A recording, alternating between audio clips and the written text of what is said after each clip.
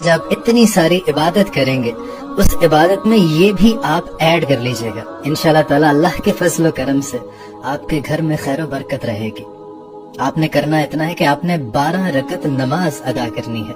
آپ 2 کر کے بھی پڑھ سکتے ہیں اور آپ 4 رکعتیں کر کے بھی پڑھ سکتے ہیں، لیکن پڑھنی آپ نے اس طرح سے ہے کہ ہر رکعت میں سورہ فاتحہ کے بعد آپ نے 3 مرتبہ سورہ اخلاص کی تلاوت کرنی ہے۔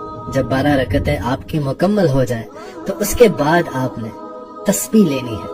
آپ 100 سے کم مت پڑھیے گا، 100 سے زیادہ بے شک ہو جائے کوئی پرابلم نہیں، 100 سے کم مت پڑھیے گا۔ آپ نے پہلی تسبیح استغفر اللہ کی پڑھنی ہے، دوسری تسبیح آپ نے درود ابراہیمی کی پڑھنی ہے، اور تیسری تسبیح آپ نے آیت کریمہ پڑھنی ہے جسے دعائے یونس بھی کہتے ہیں۔ یہ پڑھنے کے بعد آپ اللہ تعالیٰ سے راز و نیاز کی باتیں کریں، اللہ تعالیٰ سے اپنی گزارشات، جائز گزارشات آپ اللہ تعالیٰ کے سامنے رکھیے۔